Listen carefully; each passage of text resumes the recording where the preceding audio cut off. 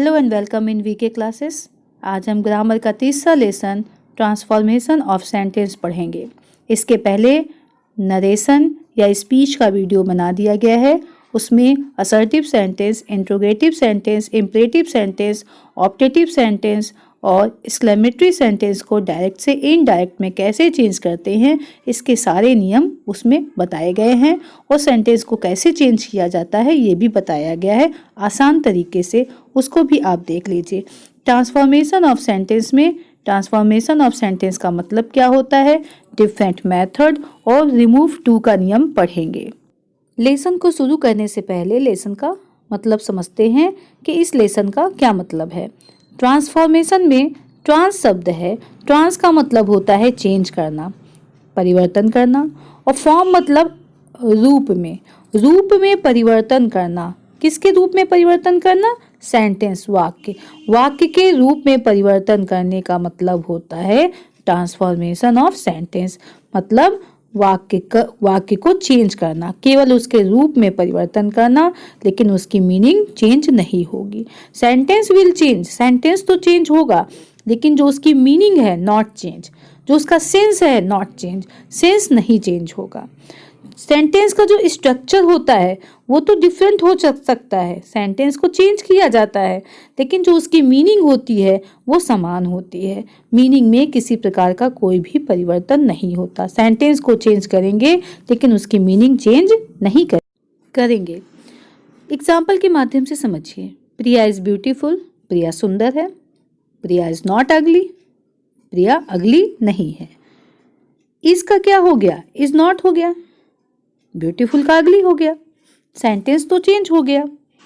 लेकिन अगर हम प्रिया इज ब्यूटीफुल का मतलब निकालें तो प्रिया इज ब्यूटीफुल का मतलब होता है प्रिया सुंदर है। प्रिया इज नॉट अगली, प्रिया सुंदर है, प्रिया इज नॉट अगली, अगली नहीं है, बदसूरत नहीं है वो। अगर वो अगली नहीं है इसका मतलब क्या? वो सुंदर है। तो देखिए सेंटेंस चेंज हो गया, लेकिन जो सेंटेंस का सेंस था, जो मीनिंग थी, उसमें कोई भी परिवर्तन नहीं हुआ। इज का इज नॉट, ब्यूटीफुल का अगली हो गया। Now see the second example. अब दूसरा एग्जाम्पल है, उसके माध्यम से ट्रांसफॉर्मेशन को समझने की कोशिश करते हैं। दिस बुक इज डिफिकल्ट, जब इसको चेंज किया गया तो क्या बना? This book is not easy. Difficult का क्या हो गया? ईजी। और इज का क्या हो गया? Is not. This book is difficult, ये बुक कैसी है? डिफिकल्ट है। ये किताब कैसी है? डिफिकल्ट है। इस किताब में जो नियम है या इस किताब में जो लिखा हुआ है वो क्या है? डिफिकल्ट है।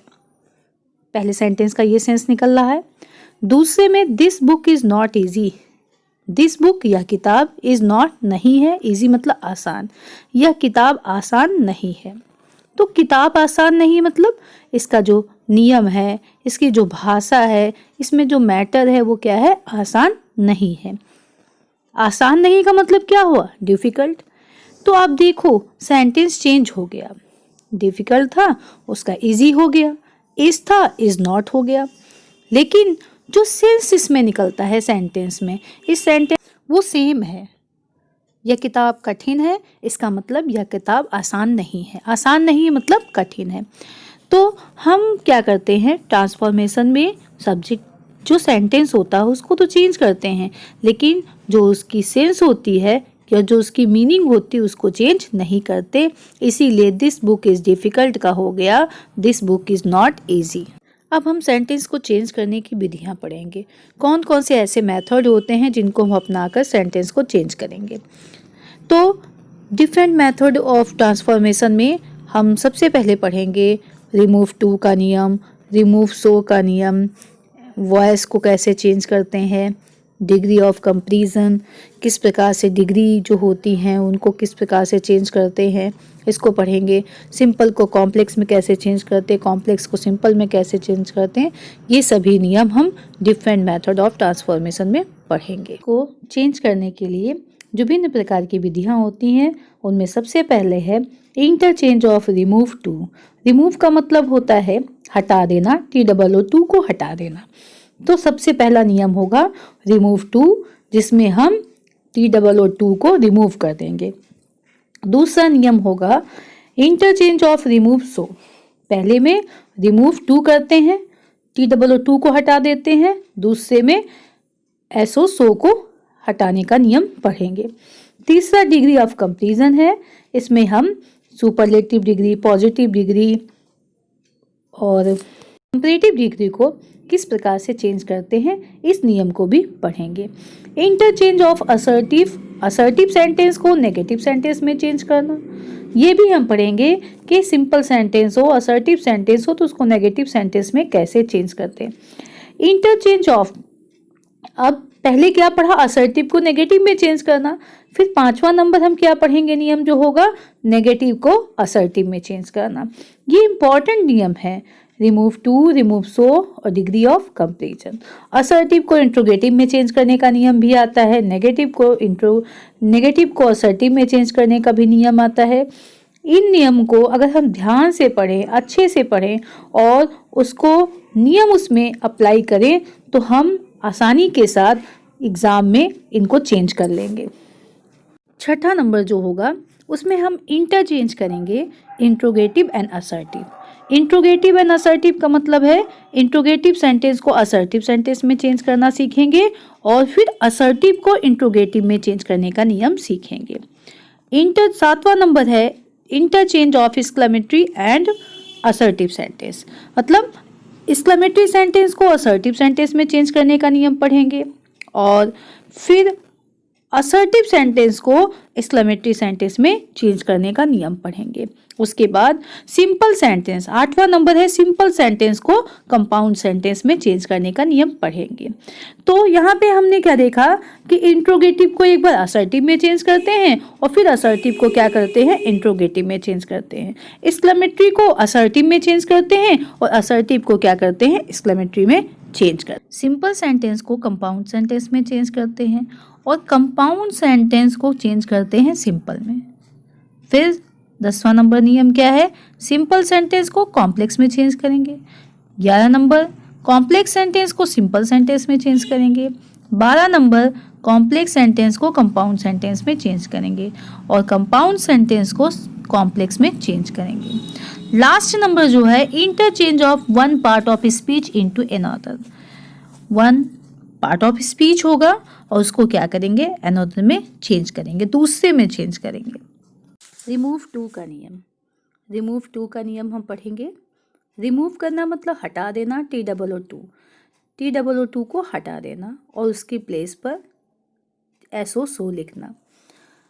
टू का हिंदी में मतलब होता है भी, आल्सो भी कहते हैं। TOO को एडवर्ब ऑफ डिग्री भी कहा जाता है। जिस सेंटेंस में एडवर्ब TOO का प्रयोग होता है वह वाक्य, वह सेंटेंस सिंपल सेंटेंस होता है, लेकिन जब TOO को हटा दिया जाता है तो सिंपल सेंटेंस कॉम्प्लेक्स सेंटेंस में चेंज हो जाता है। अभी मैंने आपको बताया कि TOO का अर्थ भी होता है और TOO को एडवर्ब ऑफ डिग्री भी कहा जाता है। अब हम इसको एग्जाम्पल के माध्यम से समझेंगे। Now see the sentence, he is too weak to walk. इसमें TOO है और TO2 है। TOO और TO2 इसको हमको क्या करना है, रिमूव करना है, इसको हमको हटाना है। नाउ सी द सेंटेंस, अब हम एग्जाम्पल के माध्यम से इसको समझेंगे। He is too weak to walk, TOO है, TOO को के हिंदी में क्या कहते हैं, भी, और TO2 भी है, इसको हमको रिमूव करना होता है और इसी को हम बोलते हैं रिमूव टू। अब जब हम सेंटेंस को में TOO को रिमूव करेंगे तो कौन कौन से चेंजेस आएंगे और किस नियम को हम वहाँ पे अप्लाई करेंगे। TOO लिखा हो तो उसकी जगह हम जब उसको चेंज करते हैं तो SO कर देते हैं। TO2 भी लिखा होगा, TO2 के लिए लिखते हैं दैट कैन नॉट। अब कैन नॉट का प्रयोग कब करते हैं, जब इज़-एम-आर हो। उसके बाद कुड नॉट कब लिखते हैं, जब वॉज वर हो। अगर सेंटेंस में वॉज, कुड, वॉज और वर होगा तो हम चेंज करते समय लिखेंगे कुड नॉट, और अगर सेंटेंस में इज एम आर होगा तो हम लिखेंगे कैन नॉट। जैसे अभी जो सेंटेंस हमने आपको बताया कि he is too weak to walk, he is लिखा हुआ है ना, तो वहाँ पे जब हम सेंटेंस को आगे चेंज करेंगे टी और टू के लिए तो वहाँ पर हम लिखेंगे कैन नॉट। लेकिन अगर लिखा हो he was too weak to walk, he was, जब वॉज लिखा होता है तो हम क्या लिखते हैं कुड नॉट। अब सेंटेंस को कैसे चेंज करेंगे इसके विषय में हम पढ़ें। Now see the sentence. अब हम सेंटेंस को चेंज करना सीखेंगे कि TOO को रिमूव करने के लिए आए तो हम कौन कौन से चेंज उसमें करते हैं। ये सेंटेंस है I was too tired to run fast. I was लिखा है, too tired to run fast. I को हमने जब चेंज किया तो आई हो गया, वॉज का वॉज हो गया। TOO की जगह SO सो लिखेंगे, टायर्ड का टायर्ड होगा और TO2 के लिए हम लिखेंगे दैट। और यहाँ पे आई कहाँ से आएगा, आगे सब्जेक्ट देखिए जो सेंटेंस स्टार्ट है जब वहाँ पे क्या लिखा हुआ है आई लिखा होने के कारण यहाँ पे हम क्या लिखेंगे आई लिखेंगे। और कुड नॉट कहाँ से आया, अभी मैंने आपको बताया कि अगर सेंटेंस में वॉज है तो कुड नॉट होगा, वर है तो कुड नॉट होगा, अगर इज है तो कैन नॉट होगा, अगर एम है तो कैन नॉट होगा, अगर आर है तो कैन नॉट होगा। तो आई का हमने आई लिखा, वॉज का वॉज लिखा, TOO को क्या लिखा SO सो, टायर्ड का टायर्ड लिखा। अब TO2 के लिए, TO2 इन्फिनेटिव है, इसके लिए हम लिखेंगे दैट लिखा। फिर सेंटेंस जहाँ से शुरू हो रहा है वहाँ पे क्या लिखा आई लिखा हुआ है, इसलिए यहाँ पे आई लिखा। कुड नॉट हमने क्यों लिखा, क्योंकि आई के बाद क्या है वॉज, आई के बाद वॉज होने के कारण यहाँ पे हो जाएगा कुड नॉट और रन फास्ट का रन फास्ट होगा। Now see the second example. अब हम दूसरा एग्जाम्पल देखते हैं। You are too lazy to walk, you are too lazy to walk. अब देखिए यू की जगह यू लिखा हुआ है, आर की जगह आर लिखा है, TOO की जगह सो कर दिया गया।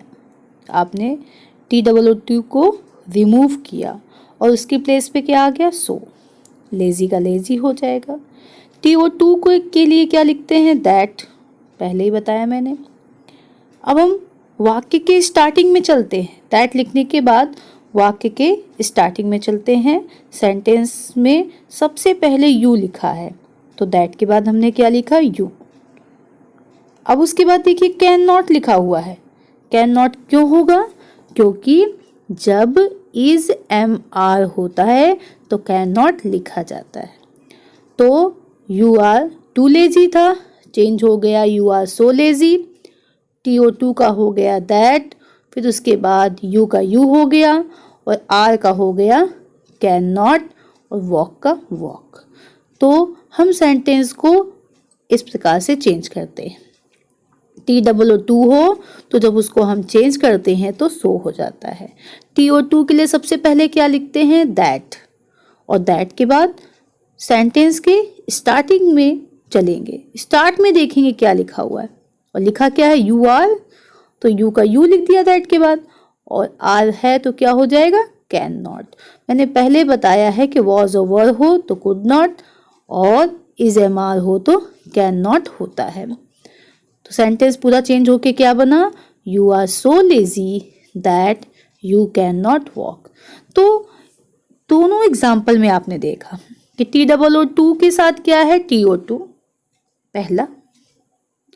दूसरा जब इसको चेंज करेंगे तो क्या ध्यान रखेंगे कि TOO की जगह पे क्या होता है सो और TO2 की जगह पे क्या होता है दैट। सबसे पहले दैट लिखते हैं, फिर स्टार्ट में देखते हैं वाक्य के कि स्टार्टिंग में क्या है, और क्या है यहाँ पे यू आर है तो यू आर का क्या हो जाएगा यू कैन नॉट, और वॉक का क्या हो जाएगा वॉक। इस चीज का भी आप ध्यान दीजिए, you are too lazy to walk ये सिंपल सेंटेंस है, लेकिन जब हमने you are too lazy to walk को चेंज किया तो you are so lazy that आ गया। ये कैसा सेंटेंस हो गया कॉम्प्लेक्स। तो पहले ही आपको हमने स्टार्टिंग में बताई है कि TOO जिस सेंटेंस में लिखा होता है वो सेंटेंस सिंपल होता है, लेकिन जब उसको हम चेंज करते हैं तो वो बन जाता है कॉम्प्लेक्स। तो मुझे लग रहा है कि आपको ये नियम समझ में आ गया होगा। कॉपी पे कहीं पर नोट भी करते जाइए कि TOO का मतलब होता है भी। TOO को एडवर्ब ऑफ डिग्री भी कहते हैं। TOO के साथ अगर टू हो तो TOO के लिए सो और TOO के लिए दैट। उसके बाद वाक्य के स्टार्ट में जो भी लिखा होगा, जो भी शब्द लिखा होगा लिखेंगे दैट हो गया, फिर यू को यू लिखेंगे, आर है तो कैन नॉट लिखेंगे और वॉक का वॉक लिखेंगे। Now see the second example. अब हम दूसरे एग्जाम्पल की बात करते हैं और देखते हैं कि कैसे हम सेंटेंस को चेंज करेंगे। This news is too good to be true. This news को दिस न्यूज़ हमने चेंज कर दिया।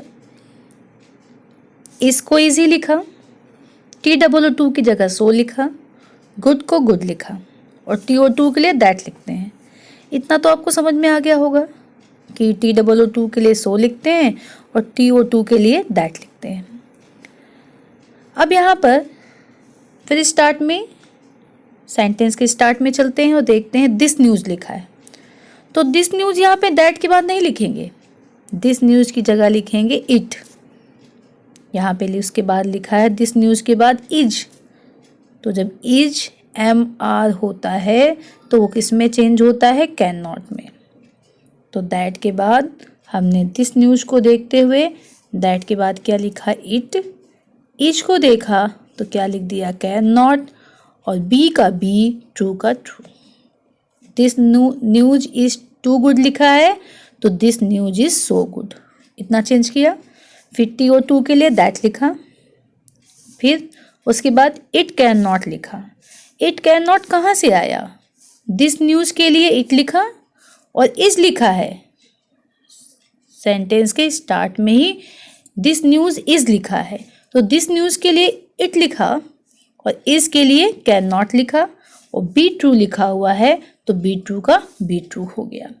इस प्रकार से इस वाक्य को हमने चेंज किया और ये वाक्य चेंज होकर क्या बना, this news is so good that it can not be true.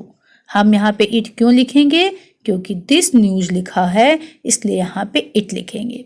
तो इसमें हमने क्या क्या चेंज किया, TOO को सो लिखा, TOO के लिए दैट लिखा और फिर इट कैन नॉट लिखा और उसके बाद बी ट्रू लिखा हुआ तो बी ट्रू को बी ट्रू लिखा।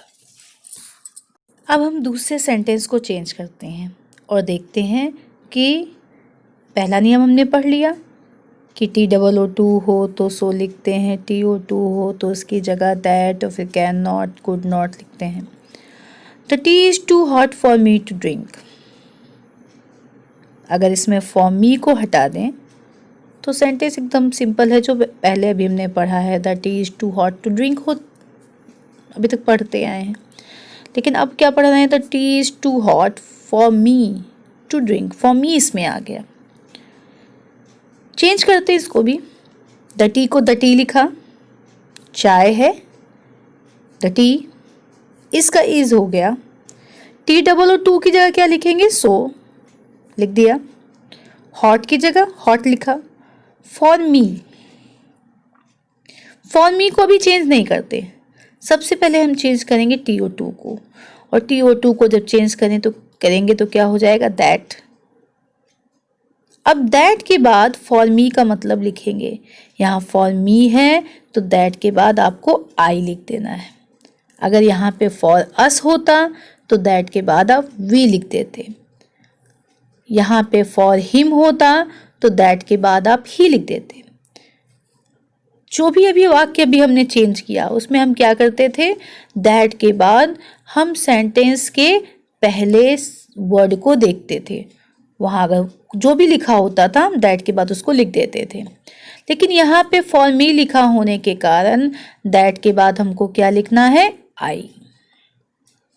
उसके बाद द टी के बाद इज है तो कैन नॉट लिख देंगे और ड्रिंक को ड्रिंक लिखेंगे और उसके बाद इट लिख देंगे। I can not drink it.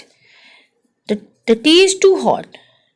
चाय कितनी क्या है, बहुत गर्म है। किसके लिए? फॉर मी, मेरे लिए। टू ड्रिंक, इसको पी ही नहीं सकता। तो इसको हमने चेंज किया तो क्या बना? The T is so hot. For मी था तो that I can not drink it. Now see the next sentence. अब हम दूसरे वाक्य को देखते हैं कि इसमें हम किस प्रकार से चेंज करेंगे। The box is too heavy for us to lift. The box is too heavy. इसको चेंज किया तो क्या हो गया? The box is so heavy. TOO को चेंज करेंगे, सो हो जाएगा। तो ये हो गया the box is so heavy. TO2 के लिए दैट लिखा, फॉर अस लिखा है तो क्या होगा? वी। और कैन नॉट यहाँ पे क्यों होगा? क्योंकि द बॉक्स के बाद क्या है? इज, इसलिए यहाँ पे कैन नॉट हो गया।